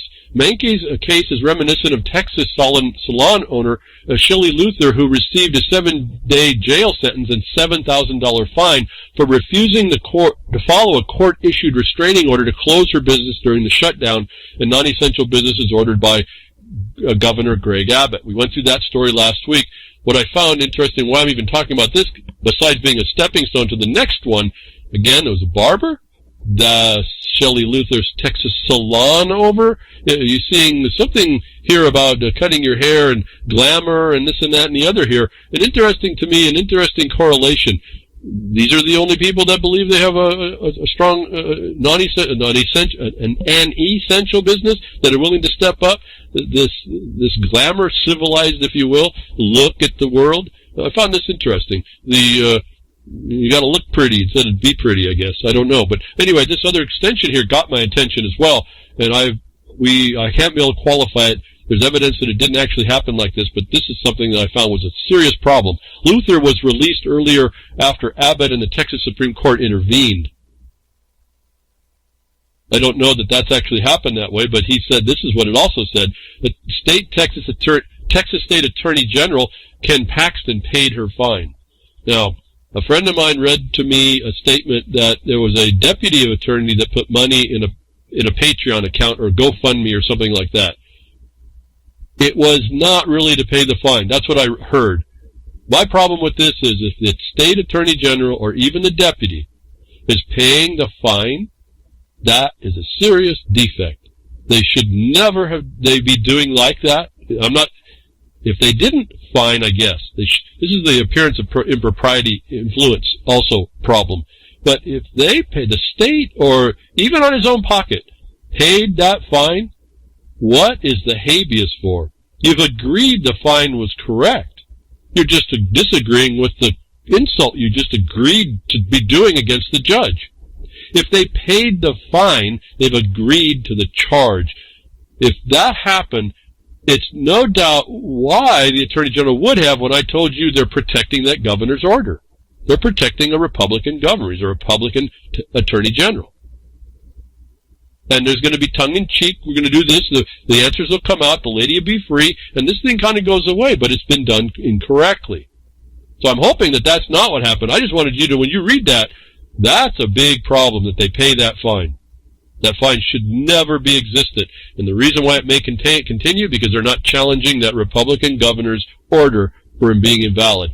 The Barber and Salon, I find out back at maybe 10 days ago in Oregon, another salon owner defies closure order, opens her business, and is now threatened at the time of this reporting, which they They actually then fine her, not this much, but they threatened to fine her $70,000. What is it with all, this place is called Glamour. There's some Glamour Solutions or something. What is it that these, we got barbers and glamour looking, it's all about looks. What is it about this that no one else is stepping up? A little background on this story. The best story I found was PJ Media, because they gave me the name and they gave me more of the story that I could figure and track down some of this, relative to the people themselves. Lindsay and Scott Graham own 4 tanning shops, a hair salon, and a gym in Salem, Oregon area. Like most small business owners, they've been financially devastated by Oregon's lockdown orders during Wuhan coronavirus pandemic.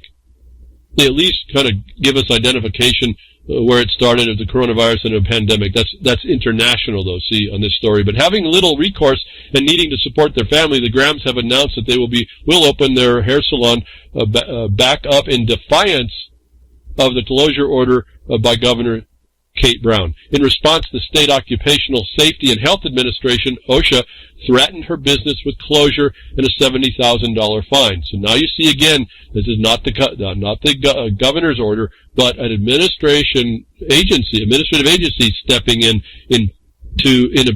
place of that.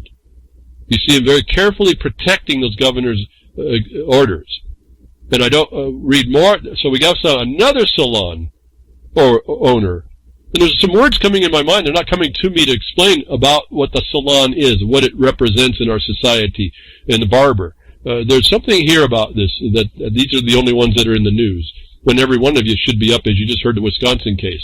And I'll just tell you, those standards or principles I've learned in all sorts of court case opinions, why I focus in on them, and those are consistent across the nation, so don't just think those that I was reading to you are only restricted to Wisconsin. Those standards and principles are across the country, and you hear me repeat them all the time in trying to get people to do something for themselves, protect themselves. Another story here, a salon owner who reopened despite Oregon's stay-at-home orders has been fined $14,000. So she did open.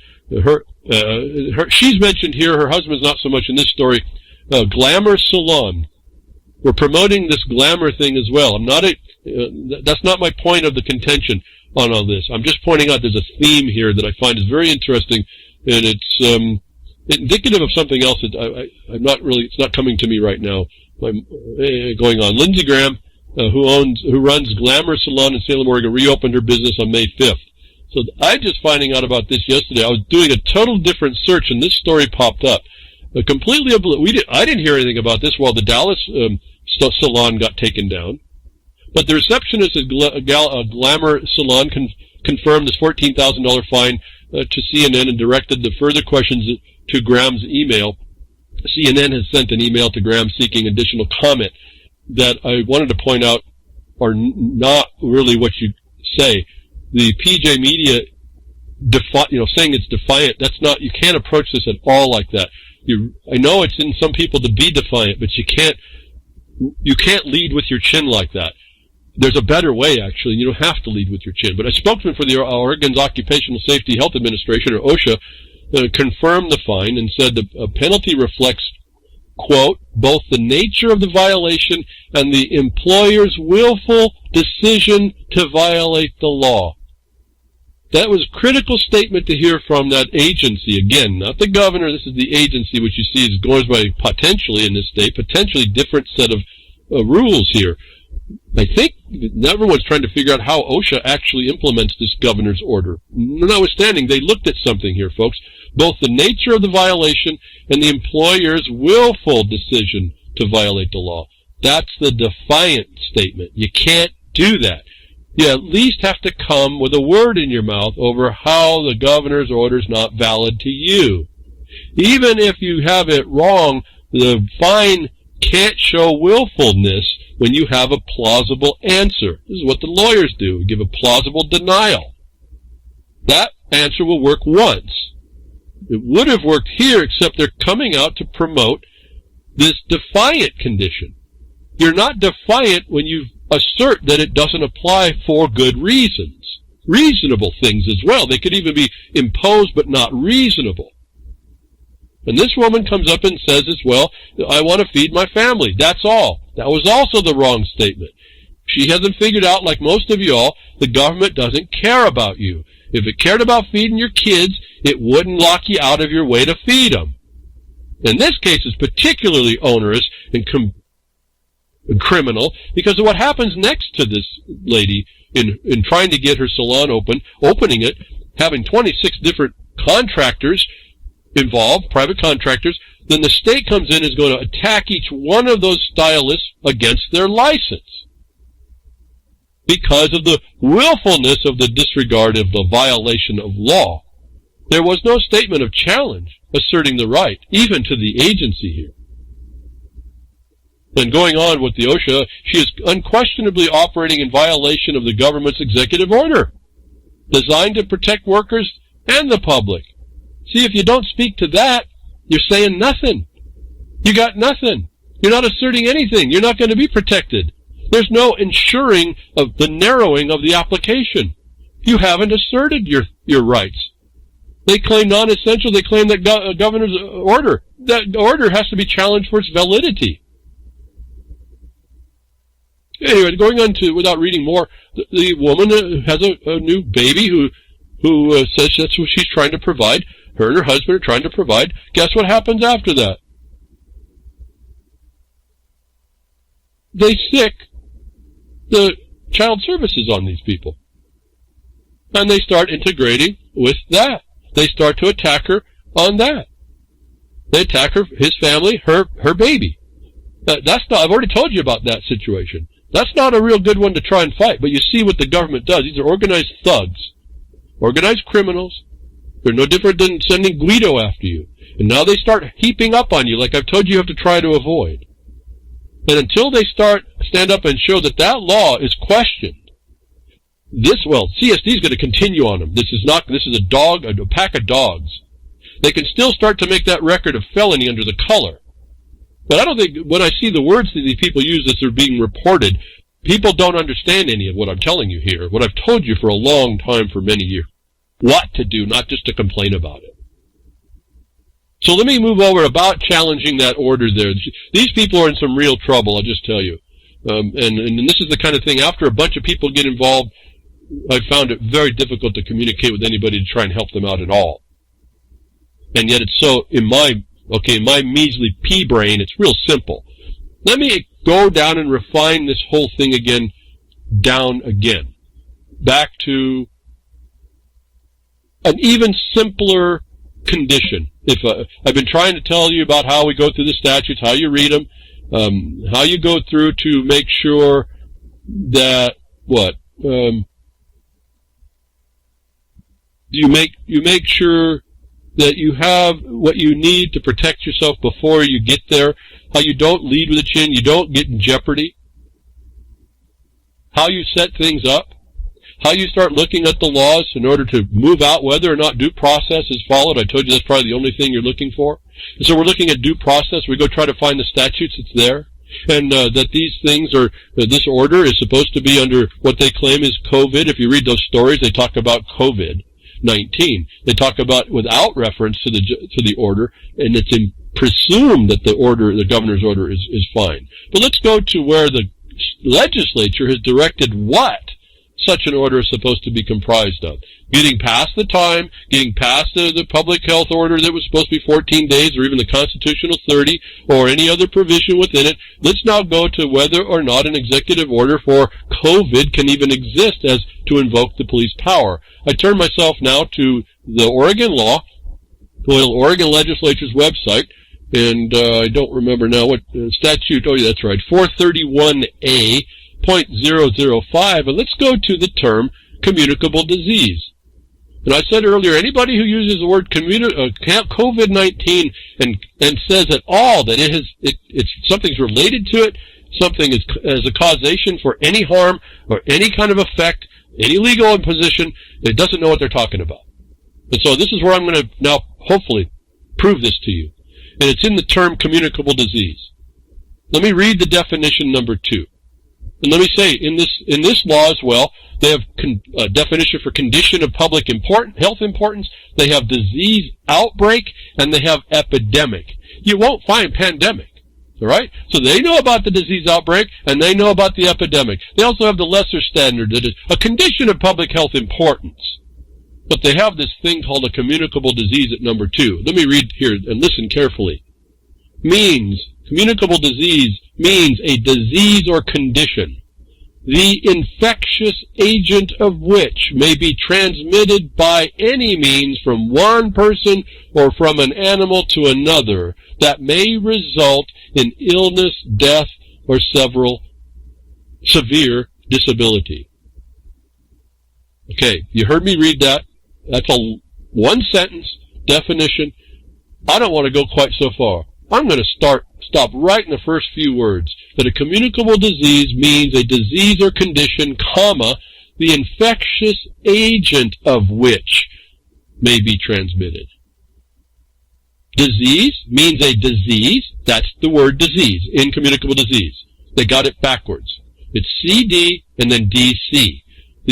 The C, communicable, is what? Infectious agent. So here we have a comma. In this definition, you have communicable disease, and in the definition you have disease that's communicable, called the infectious agent. Means a disease or condition, comma, the infectious agent of which may be transmitted. Now you've heard me talking about this for a long time. You should be able to come up with the answer pretty quick. Let's interchange the terms that are plugged in as labels to see if we can conform to this definition the elements required within it to even have a communicable disease. Means a disease. Let's start there. That's the first one. And then you have the infectious agent. Let's go back to the beginning again. Means a disease. Have we been defined the thing that they're calling the disease? Have you been listening close enough to understand what do they call this disease? The disease that I keep pointing out is this thing called flu-like symptoms. And then they give you the list, and they keep expanding all this information against you. It's as simply as defining what is the disease. Now, they say it's flu-like symptoms, but what's the disease? They've given it a name. Everybody should have given me that answer that I can't, even though I can't hear it. It's what? Is it coronavirus? No. Is it COVID? No. Why is it no, folks? Why is COVID not the answer? Because that's all coronavirus. Coronavirus could be any of the group of coronavirus. What do they call this disease? This disease is called COVID-19. That's a label. They got that, folks. There it is. Means COVID-19.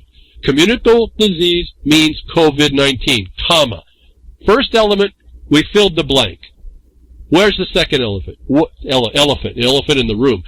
Element. The second element is what? The infectious agent, the communicable agent, the transmissible agent. They actually lower down there have transmissible agent in one of the definitions. So we have COVID-19 to qualify one of the elements of that we have a communicable disease. The second one is identifying the infectious agent. Do you know what that is, folks? What is that infectious agent they've said? And do I even need to ask that? Let me just jump to the punchline. The infectious agent, we don't know. Because why? Because the CDC, with FDA in agreement, says there is no test for that infectious agent. What is the presumed infectious agent that we got from China? They didn't even make it domestic. There was no assessment, a domestic assessment made of this thing. It was what? They gave it a name. It was SARS-CoV-2. It's a serious respiratory syndrome. 2, the second one they invented. Or not. Doesn't matter. There is no test. So here, let's plug it in. Means disease, COVID-19. Then you kind of have to stop talking because there is no infectious agent. Communicable disease means a disease and 0 was transmitted. It's not a communicable disease, folks. Now, I've spent quite a few minutes on this trying to beat this down because I don't think people truly understand what it means when there is no test. It means you cannot form the basis to fill the 2 elements. You can't even fill 2 elements to conform the vector, the police power imperative, the demonstrable exigence, the demonstrated thing cannot be a zero. It cannot be something you can't test for. It has to be an infectious agent, which has to have a test. You can't say it's communicable if you have no transmissibility in anything. All these orders fail on this definition. If I've had to come this far to tell you that you haven't even cracked a book yet to go protect yourself, where the Wisconsin courts truthfully tell you you only get the rights you assert, not complain of, assert. Assert. Challenge. You're living in a prison otherwise. Pretty clear.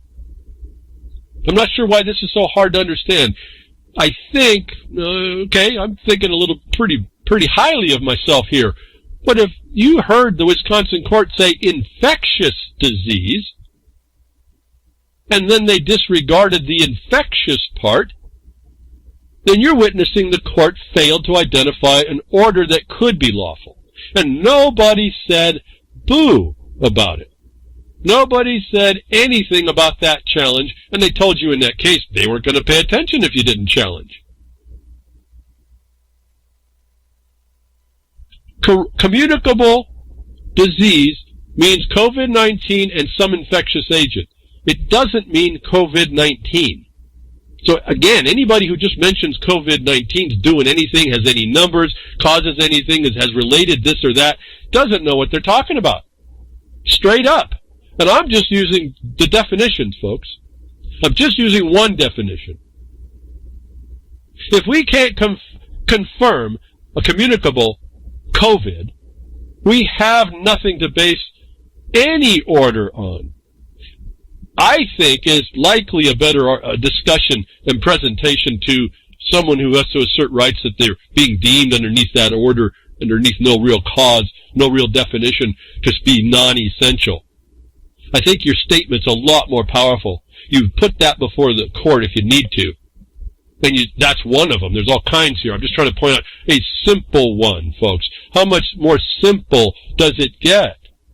If you don't believe in what I'm saying, you can discuss it with me. You can send me an email, markonthebeast@protonmail.com, and explain to me how a label without a transmissible agent is a communicable anything. And they need a communicable anything would maybe be a condition of public health importance. Why? That's definition number 3. Means a disease, syndrome, a symptom, injury, or other threat to public that is identifiable on an individual or community level. If they have COVID, they qualified number 3. It's just a disease. They just have to identify a disease. But it's not a communicable disease. And so you go down through these definitions, and it all spins on whether or not something's communicable, whether or not they can invoke this type of power. And when the burden's on them, in a habeas for sure, when you say they got their COVID, they got a label, they have their flu-like symptoms of the common cold, but they don't have an infectious agent they can prove to, and the CDC says there is no test, and the FDA agrees there is no test for transmissibility for infectious agent. So they're relying on a false warrant of authority. Invokes those felonies, folks. How much harder is it to figure out? This is across the country. I'm absolutely sure these definitions are I think they're model definitions. Everywhere I look, they're the same. I'm repeating myself because it's so important, and I think it's important to repeat myself because I see nobody addressing it this specifically, and every week I come with a better refinement and a better refinement, and I'm partly doing that to see if anybody would step up with their own research and see, wow, this is pretty simple. What am I doing in here? What am I complaining for? Why don't those barbers and the glamour specialists, why don't they point that there's no communicable disease? Why do the attorneys say, oh, we're going to agree to a pandemic? Did you see pandemic in here, folks? A condition of public health importance. Pandemic wasn't listed. So these are incorporated terminologies that are not relevant to the power, invoking of police power. So, again, communicable disease means a disease the infectious agent of which may be transmitted. I'll read it and plug in the information we have. I've got 2 elements to fill. Communicable disease. We can't even say that yet. We have to see whether or not we can pull the elements out. Means a disease. Okay, COVID means COVID. The infectious agent of which there is no test. Does not qualify this whole thing for a communicable disease. And that's when I ask, if COVID-19 is not a communicable disease, and then what is the police power authority for? What is it? If it's still there, they're not talking. It was up to you to demand COVID-19 may exist as a label. You can call this stuff anyway. Anything. You could call it coronavirus bogus is the disease. And you could plug that word in this definition. Coronavirus bogus, the infectious agent of which does not exist, gives us the same answer. It doesn't matter what the label is if there's nothing that you can prove infectious. If you don't have the infectious, you have nothing communicable to report on. You have nothing of community-level concern. You can't have an outbreak of something that doesn't exist, and therefore you can't have an epidemic, the limit of the authority. And so, have I wasted your time on this enough? Have I bored you to tears? Have you tuned away? Why are you all in your homes? Why didn't you just take what I just said in the last 10 minutes and write it down and have your paper digitally sent over to the courts? I want out of my house because I haven't figured out another way to do it. These are the rights I'm asserting against this fraudulent order. They did not assess. If you go farther in these statutes, you'll see that's why the county has to do an assessment. This authority should have come from the counties, and the counties should have said, we can't handle it no more, and then the governor gets notified that way. And then they engage themselves together to resolve it. Because the counties can't help, they need the state help. And then when the state can't help, then it goes to the feds. Did you see that happening in this case? No. Okay, moving on. There is no test, folks. Why have I been saying that? Why have I been saying it's so important? Why do I repeat it where no one else repeats it? Because if you don't have a test, you can't find the infectious agent, which is required to invoke that level of power. And you've killed them all. You've taken them all out. And not to let this stop because there's more. Once you even agree that there's stuff, there's ways to attack the validity outside of the fact that they haven't found an infectious agent. You then go after the way they would be testing it because they're going to come back and do that. John Rappaport brings up gentleman named David Crowe's brilliant new paper, takes apart antibody testing. There's really nothing in here that I want more. You can read it. You need to see his paper. I would make one adjustment here. My adjustment is that when you go read what the test is, the RT-PCR test is, or the lateral flow test, they're checking for something. What they're checking for, as I've told you, and I read it, and I read the documentation, they're not actually checking for that RNA. And I would adjust this document, David Crowe's document, to add the word hybrid after when he starts talking of the test. And I think that's important because you have to understand they're not doing an RNA mirror. They're doing a DNA-RNA hybrid. They're not even looking at what the RNA of the original device is. The DNA construction and function is to attach caps on the end. When they replicate that, they're not replicating the disease. And so I would offer this why you need to understand when you go, if you're going to go this far to show how as you take the lead of this gentleman, David Crowe, or even as John Rappaport will explain to me where to go get the documents to read them myself. Remember, that's the links I gave you a month or so, 2 months ago. But one came from him, one I found relative to the serology test that shows that there's no test for COVID and there's no test for SARS-CoV-2. Why is there no thing for COVID? Because that's a label. It's symptoms that look like the common cold on steroids. It's a flu. But this is now more information for you if you're going to now realize you have to go defend yourself. You have to do it properly. You have to do it within the constraints of what's offered to us.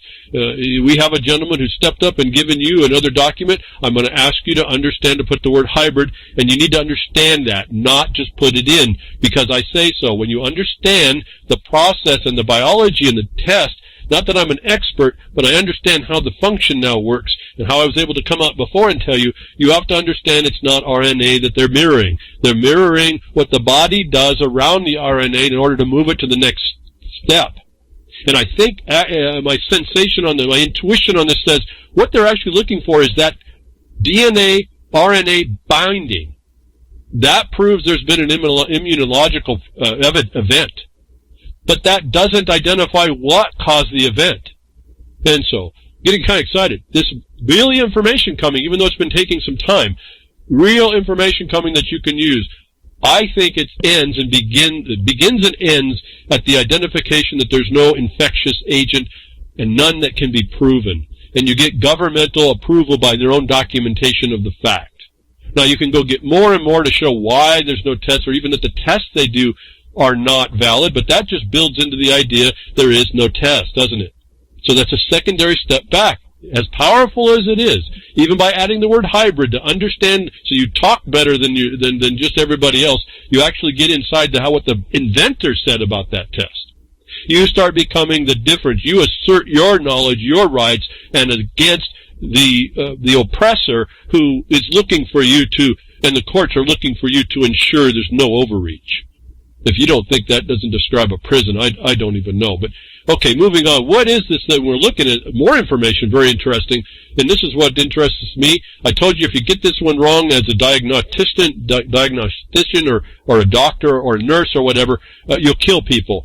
Like climate change, all right? You get the wrong thing, you do it wrong, and you're going to be killing people. No, so you start spraying people and killing them because you think you need to shield the sun that's already now going out, like we've been told was going to happen by 2030. Autopsies prove death by disseminated intravascular coagulation or pulmonary thrombosis. There's an article here from Dr. Robert Young. I think you need to read what he's saying. Autopsies are showing the cause of death caused by disseminated intravascular coagulation, DIC, or pathologic blood coagulation, and not viral or from SARS coronavirus COVID-19. Now you see right there, he said it perfect. SARS, the cause of a coronavirus from the class of coronavirus represented by these symptoms. You see how that's perfectly stated? I hope you saw that. And he says not viral.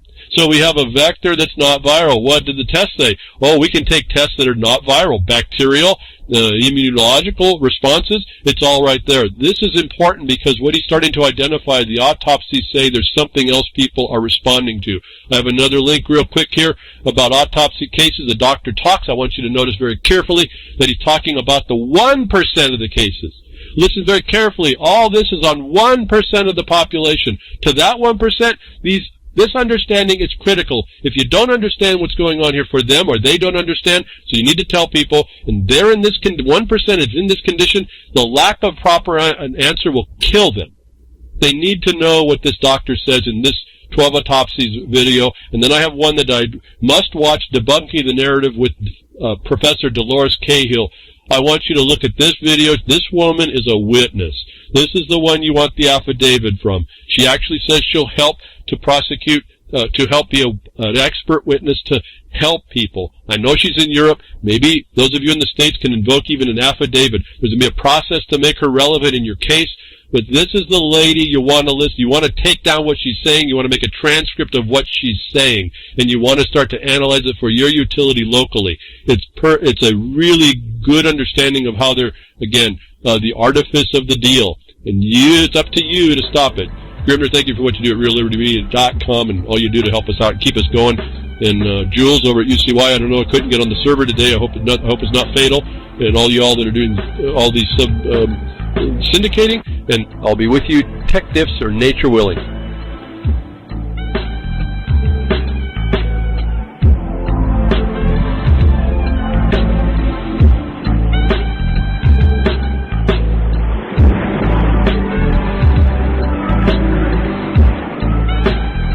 Well, that's another lesson. I hope with today's information you can take it to those that misbehave. From behind the woodshed, leaving his mark on the beast, this is Hal Anthony. Till next time, journey with purpose.